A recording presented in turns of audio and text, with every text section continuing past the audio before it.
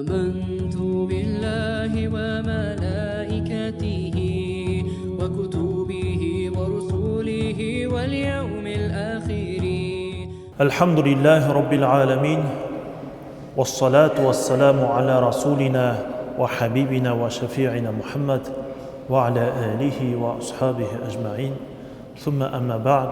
السلام عليكم ورحمة الله وبركاته. Құрметті жұмаға келген мұхтарам жамағат, жақын күндерде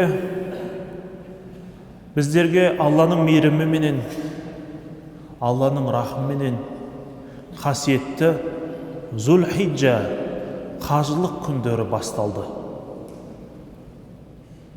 Зүл-Хиджа қажылық айы. Осы қажылық күнінің бірінен 10-на дейінгі күндер мұсылмандар үшін қадірлі, қасиетті, сауапты күндер қатарында. Өйткені бұл 10 күнде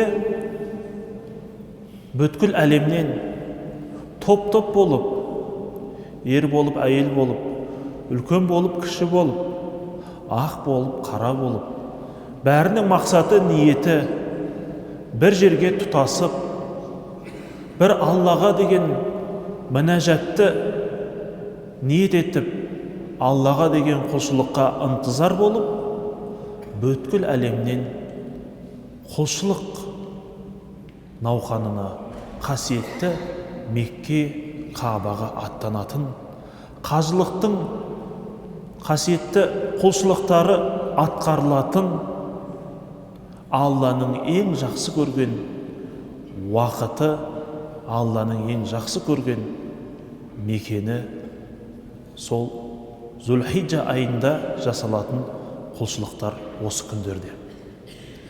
Яғни осы 10 күн қажылық күндері, қажыларымыздың атқарып жатқан құлшылықтарының күндері. Және де Зүл-Хиджаның 10-ында ары қарай Құрбан айт күндері жалғасып, осы күндердің қадір қасиетін арттыра түседі. Сондықтан құрметті мұхтарам жамағат, міне алдымызда 2-3 күннен кейінде сейсенбіге қараған күні біздерге қадірлі, қасиетті де, сауапты да, мұсылмандардың бір Алланың құлы екендігін дәлелдейтін, мұсылмандардың мейірман жан екенін көрсететін қадірлі, қасиетті Құрбан айт мейрамы басталады. Баршамыз Алла Тағалаға шүкір етуіміз керек. Өйткені біздерді осы күндерге жеткізген, сол күндерде иманды, ықыласты түрде бір сапта тұрып құлшылық жасауға ниет етуге біздерді бұйыртқан Аллаға санжыр шүкірлер болсын. Ардақты пайғамбарымыз саллаллаху алейхи уассалам Меккеден Мединеге қоныс аударған уақытында Медине халқының екі өздері қойып алған, өздері әдетке айналдырып алған, шариғатқа қайшы тұстары орын алған екі мейрамы бар еді. Анас ибн Малик бұл мейрамды Алла елшісіне осылай сипаттағанда, пайғамбарымыз саллаллаху алейхи уассалам, Алла Тағала бұл екі мейрамдарыңызды бұларда қайырлы, сауапты екі мейрамға ауыстырды.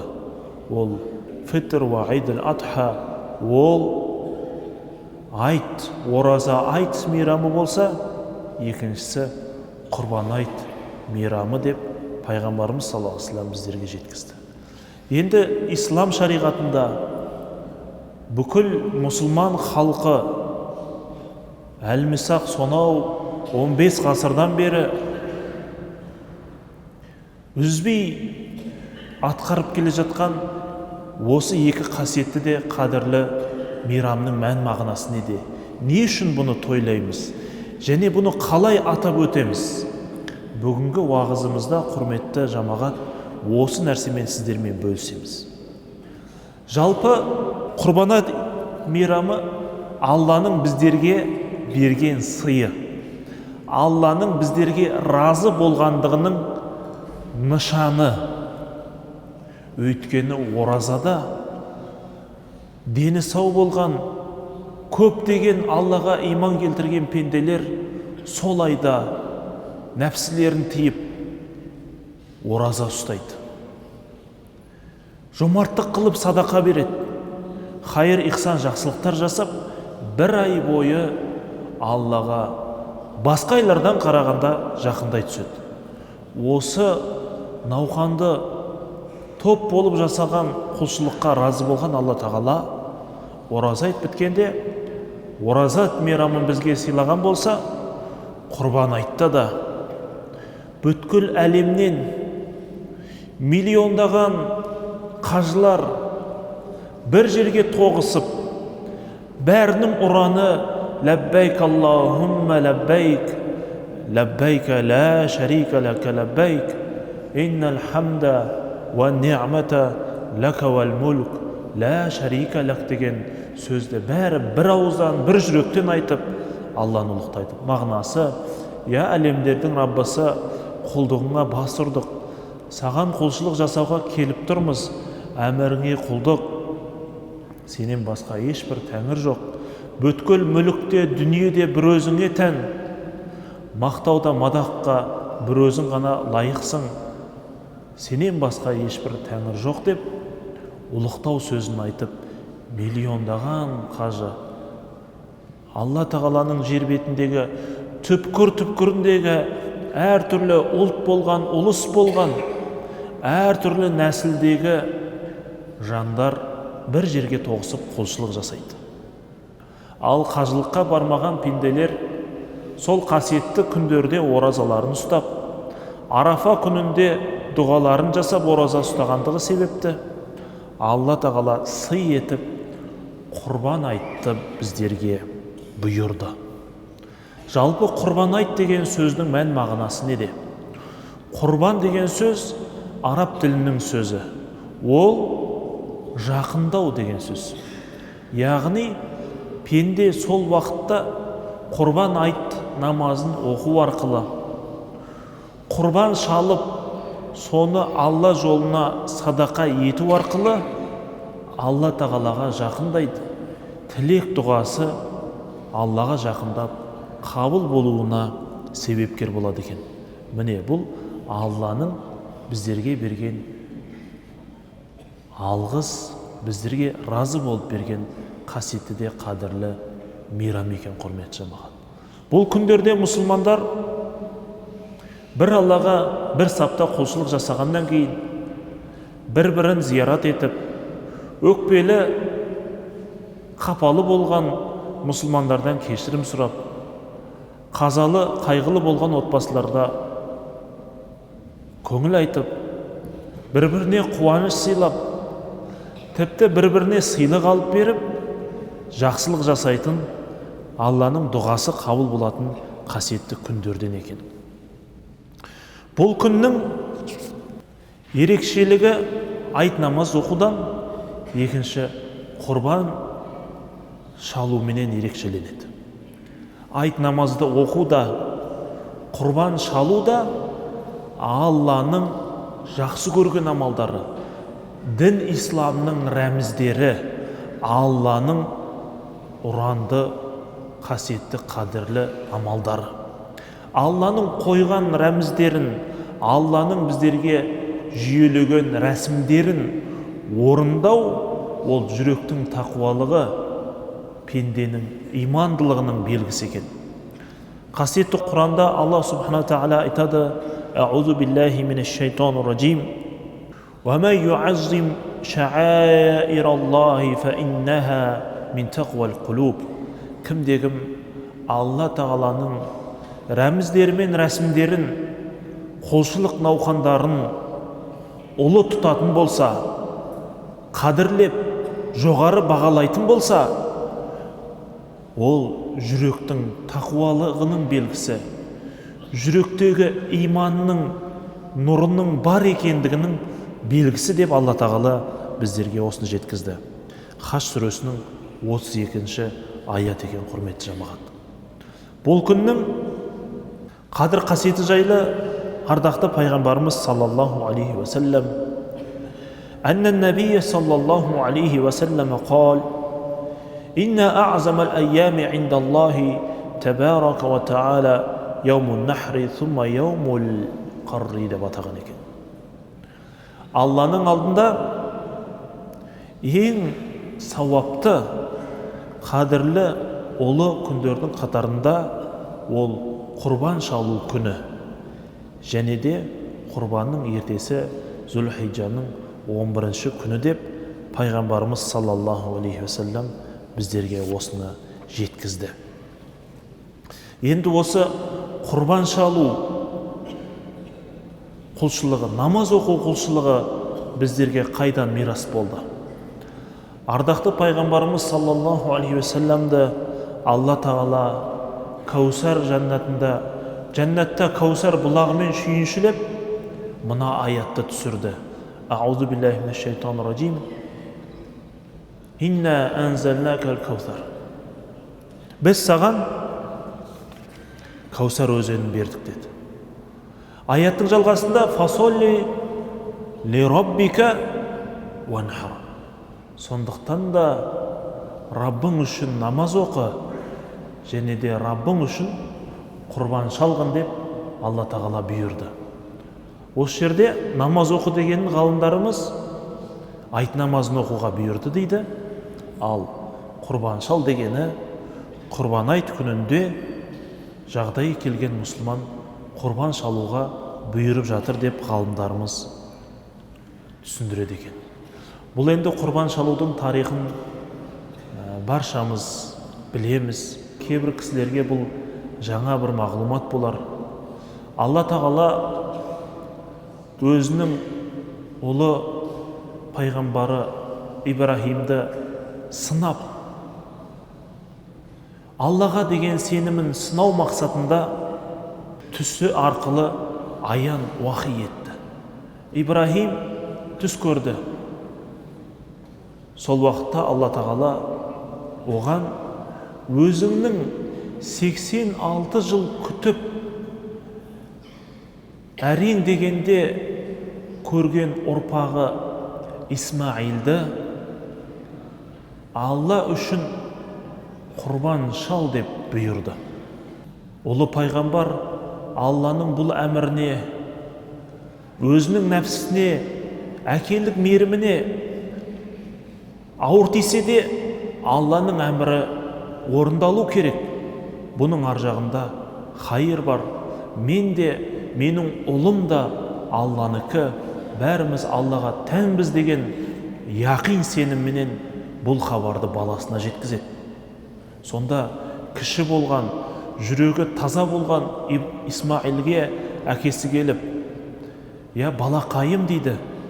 Алладан бір сондай тосын әмір келді, бірақ оны орындамауға шара жоқ. Жүргін деп қолына арқан алып, пышақ алып бара жатып, Алла мені өз балаңды, яғни сені құрбан шал деп бұйырды, мен бұны орындауым керек дегенде Исмаилдің жүрегіндегі имандылығына, терең бойлаған тақуалығына қараңыздар. «Я әкетайым» деді. Алланың ісі болса, бір мезетте тұрмаңыз. Біз сабырлылардан боламыз. Алла үшін құрбан болсам, мен де бақытты, разымын. Алайда әкетайым, сен мені құрбан шаларда жүзіме қарама, көзіме қарама. Көзіңіз менің көзіме түссе, әкелік мейіріміңіз оянып, Алланың әмірін ұмыт қалдырып қоярсыз. Біз жәннатта жолығамыз ғой деді. Сонда Ибрахим ұлын ертіп бара жатқан уақытта шайтан келіп, тұс-тұстан азғырып, біресе Исмаилға келіп, біресе Ибрахимге келіп, Алланың әмірінен тосуға әрекет жасайды. Сол уақытта Бисмилля, Аллаху әкбар деп, қолына 7 тас жинап, шайтанға қарай лақтырып, шайтанды қуалайды. Мұнау қажылықта шайтанға тас лақтыру деген құлшылық осыдан қалған. Құрбан шалатын орынға келіп, Исмаилді қол аяғын байлап, бисмилля Алланың әмірін орындаймын деп, өткір болған қанжарды тартқанда Алланың бұйрығыменен ол қанжар өтпей қалды. Алла тағала себеп салдарға мұқтаж емес. Алла лаулаған отты Ибрахимге салқын қып берген Алла тағала өткір пышақты өтпес пышаққа айналдырды. Ибрахим, неге мен өтпейтін пышақ алдым деп қасында тұрған бір жұмыртасты соған қарай пышағын ұрып қалғанда пышақтың өткірлігі жаңағы тасты бөліп түседі. Бірақ Исмаилдің мойнына өтпейді. Сол кезде аспаннан Аллаху акбар, Аллаху акбар, ла илаха иллаллаху, Аллаху акбар, Аллаху акбар ва лиллахил хамд деген дауыс естіледі. Бұл періштенің дауысы еді. Алла ұлы, Алла ұлы. Алладан басқа тәңір жоқ. Оның ешқандай серігі жоқ. Барлық мақтау оған лайықты. Алла ұлы деген дауыс естіледі. Қараса аспаннан періште жұмақтан қошқар алып түседі. Сол кезде, я Ибрахим, сен Алланың ұлы болған, өтте ауыр болған сынағынан өттің. Өзіңнің Аллаға деген шынайы, яқин, таза, терең иманды пенде екеніңді дәлелдедің. Әрине Алла тағала мейірімді. Алла тағала сенің балаңды құрбандыққа алмайды. Бәлки осы сынақтан өткенің үшін Алла саған қошқар түсірді. Осы қошқарды құрбандыққа шал деп бұйырады.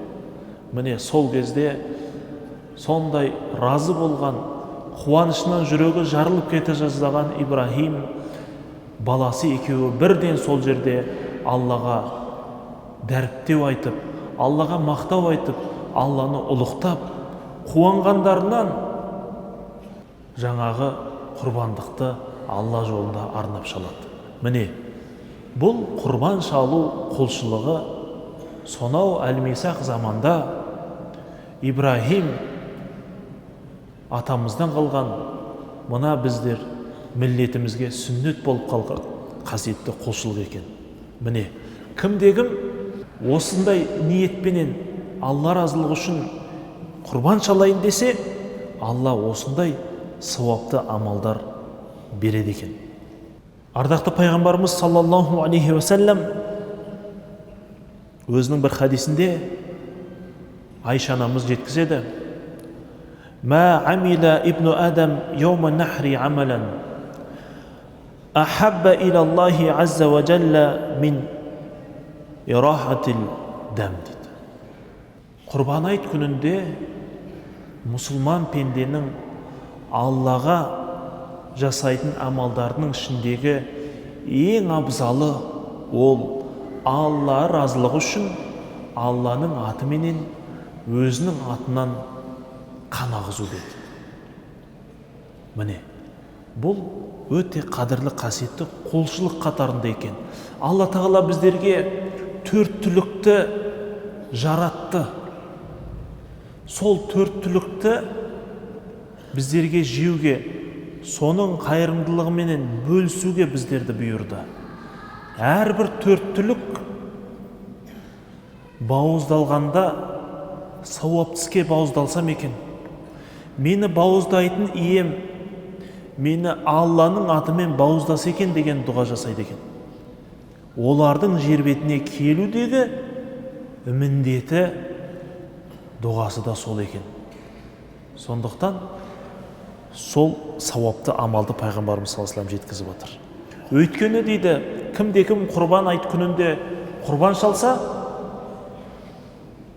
оның қиямет қайымда мүйіздері де, тұяқтары да, тіпті жүндері де келіп, ол пенденің осы өмірде құрбан шалып сауап істегендігіне куәлік етіп, сол жерде игі сауапты амалға айналып пенденің күнәсінің кешірілуіне, дәрежесінің өсуіне себепкер болады екен, құрметті жамағат. Сондықтан бұл күннің намаздан кейінгі ең сауапты амалы ол құрбан шалу екен. Енді осы құрбан айт күндерінде қандай әдептер жасаймыз? Ең алғашқыда құрбан айт кірмей тұрып, құрбан айтқа бір күн қалғанда Арафа күнінде шамасы келген мұсылман ораза ұстаса, ол сауапты амалдардан болады. Өйткені пайғамбарымыз саллаллаху алейхи ва саллям хадисінде кімде-кім Арафа күнгі оразаны ұстаса, өткен кеткен күнәлары кешіріледі деген хадисі бар. Екінші айт күнінде біз мұсылмандық әдеппен айт намаз оқуымыз керек. Әрбір ақыл есі дұрыс болған, балиғат жасына келген, мұсылман болған, дені сау, сапарда болмаған ер азаматқа құрбан айт намазын оқу міндетті. Бұл Алланың алдында пенденің қарыздар екендігін, борыштар екендігін білдіретін, соған шүкіршілік айтып, мойындағы қарызды түсіретіндей етіп жасайтын құлшылық екен, құрметті ағайын. Бірінші құлшылығымыз осы айт намаздан басталады. Енді айт намазына келерде пайғамбарымыз саллаллаху алейхи ва саллям қандай әдептер сақтады? Айт намазына ардақты пайғамбарымыз саллаллаху алейхи ва саллям Айша анамыздан келген риуаятта өзінің қызғылт түсті жаңа киімін киюші еді, бойына әтірін сегуші еді, бой дәрет, ғұсыл дәретін толық алып, үйден бисмилля деп шығушы еді. Және де жолда кетіп бара жатқанда дауыстап тәкбир айтып, Аллаху акбар, ла илаха иллаллаху, Аллаху акбар, валиллахил хамд деген қасиетті дұғаны оқып барушы еді деген риуаяттары бар. Сондықтан біз де ардақты пайғамбарымыз саллаллаху алейхи ва саллямға еліктеп, айт намазына ерте тұрып, ниет етіп, жуынып, шайынып, бас көз тырнағымызды алып, тазалап, жаңа киім киіп, жаңа киім болмаса, жарасымды таза киім киіп, ниет етіп айт намазға келуіміз ол үлкен сауапты амалдардың қатарында екен. Құрбан айт мейрамының ерекшелігі үйіңізден еш нәрсе жемей шығу сүннет. Ораза айтта керісінше, ораза айтта үйіңізден бір тәтті нәрсе, құрма сияқты нәрсені жеп шығу ол сүннет. Ал құрбан айтта керісінше еш нәрсе жемей шыққан сүннет. Құрбан айты оқылғаннан кейін құрбан шалу сүннет.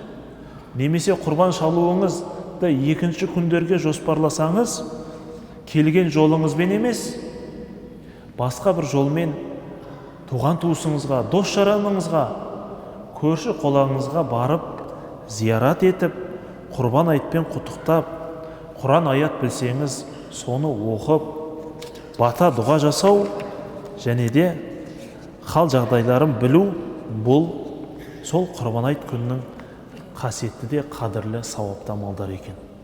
Құрметті мұсылман қауым, мұсылман мейрамы жалпыға ортақ мейрам.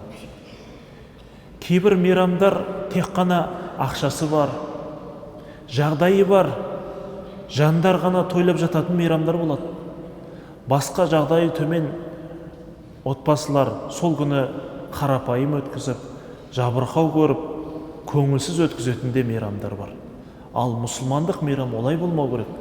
Қуаныш бәріне ортақ болу керек. Сондықтан сол құрбан айт күндерінде мұсылман барынша жетім жесірлерге, мұқтаж жан кедей кепшіктерге, көп балалы отбасыларға, мүгедек жандарға зиярат етіп, жақсылық жасау құрбан айттың қадірлі қасиетті екен. Ол күні тойласа да болады. Біздің дәстүріміздің аясында, дініміздің аясында шеттен шықпастан көңіл көтеріп, ұлттық ойындарымызды, ұлттық аспаптарымызды алып, көңіл көтеріп, мәнді мағыналы әуендерді шырқауда ол шариғатқа ешбір қайшылық келтірмейді. Ең бастысы тәлім тәрбиелік ұғымы болса болған екен, құрметті ағайын. Осы қадірлі де қасиетті күнімізді иманмен, ықыласпен, қуанышпен атқаруымызды Алла тағала нәсіп етсін. Енді Құрбан шалу кімге міндет? Құрбан шалу әрбір ақыл есі дұрыс болған, дені сау болған, мұсылман болған, сапарда болмаған, мал дүниесі нисап мөлшеріне жеткен, яғни зекет мөлшеріне жеткен пендеге бір құрбан шалу міндет амал болады. Ол қарыз болып саналады егер шалынбай қалса. Ал мал дүниесі 85 грамм алтынның көлеміне жетпеген, немесе мойнында қарызы бар, өзі күнделікті табысы күнделігіне ғана жететін пенделерге құрбан шалу міндет емес. Алайда жомарттық қылып, қайырымдылық мақсатында дұға тілегім қабыл болады деген үмітпенен жанынан қиып құрбан шалса, ол сауаптың үстіне сауап болып жазылатындығын шариғатымыз біздерге жеткізеді екен, құрметті жамағат. Осы күнде көп мұсылмандар қала мұсылмандарымыз. Әлемде көп мұсылмандар қалалық өмірге дағдыланған мұсылман. Осы тұрғыда ғалымдарымыз құрбан шалуды және де соны үлестіруге жеңілдіктер қарастыратын фәтуалар қабылдауда. Ауылды жерде оңай. Қораңызда малыңызды сүйреп шығып, бауыздап, өзіңіз танитын мұқтаж жандарға бір ауылдың ішінде бере саласыз. Ал қалалы жерде ол қиын. Қалалы жерде мал табуда, оны союда, оны мұқтаж жанға таратуда біраз қиындық түсіреді. Осы тұрғыда Алланың шариғаты жеңіл деген үкімменен қазіргі уақытта біздің осы Астана қаласының мешіттерінде Раббың үшін құрбан шал, жетеудің бірі бол деген қайырымдылық акциясы жүріп жатыр. Оның жүйесі, сіз құрбандық бір өзіңіз шалу қиын болғандықтан, оның әдептерін, дұғаларын білмегендіктен уәкілдікті сол мешітке тапсырасыз. Мешіт сіздерден құрылған 7 адамды бір ірі қараның басына тоғыстырып, таза жерде шариғат аясында құрбан шалып, сол нәрсені сол мезетте жетім жесірлерге, мұқтаж жандарға таратады. Бұл жерде біздің діни қызметкерлер тек қана сауап үшін дәнекерлік қызмет атқарады. Ол жағдайы бар отбасыменен жағдайы төмен отбасының арасында мейірім ояту үшін осындай жоба, осындай қайырымдылық акциясы жүргізіліп отыр. Сіздерді осы қайырымдылық акциясына қатысып, жетеудің бірі болып, жазылып, құрбан шалуға сіздерді шақырамыз. Өйткені ардақты пайғамбарымыз саллаллаху алейхи уассалам кімде-кім өзіне жақсы көрген нәрсесін басқа мұсылмандарға қаламайынша, оның иманы толық болмайды деді. Қандай да бір мұсылман бір мұсылманның қажетін өтесе, Алла тағала ол пенденің қажетін екі дүниеде өтейді деп біздерге осы шүйінші нәрсесін жеткізді. Сондықтан мұсылман қауым, құрметті мұсылман қауым, құрбан малын құрбан айт намазынан кейін шалу керек. Жағдайы жеткен отбасы бұл нәрсені істеуі міндетті амалдардан екен. Ал қала халқына қиындық тудырса, осындай акцияларға қатысу арқылы, уәкілдік тапсыру арқылы сіз құрбан айт уәжіптік, міндеттік құлшылықты мойныңыздан түсіре аласыз.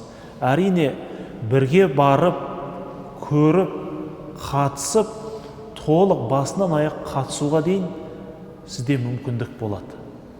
Алла тағала баршаларымызды осы қасиетті де қадірлі құрбан айт күндеріне аман есен жетуімізді, сол күнде өзіміз үшін, отбасымыз үшін, еліміз үшін, халқымыз үшін Алладан жаппай тілек дұға жасап, сол дұғаларымыздың қабыл болуын Алла тағала нәсіп етсін. Бұл құрбан айт мейрамы баршамызға ортақ мейрам болсын. Бай да, кедей де бәрі бірдей қуанатын, Алланың разылығын жеткізетін мейрамдардың қатарында болуын Алла тағала біздерге нәсіп етсін иншалла. Сіздерге хабарлама ретінде құрбан айт 21 тамыз күні Астана қаласы бойынша таңғы 7-де оқылады. Ертерек келіп, орын алып, құрбан айттың әдептерін, құрбан шалудың шарттарын тыңдап, уағыз тыңдап, үйреніп, ертерек келіп айт намазға қатысуға сіздерді шақырамыз. Алла тағала баршаларымызға екі дүниенің жақсылығын нәсіп етсін. Тыңдағандарыңызға Алла разы болсын. Ва ахиру дағуана алхамдулиллахи раббил аламин бирахматика я архамар рахимин. Алла разы болсын.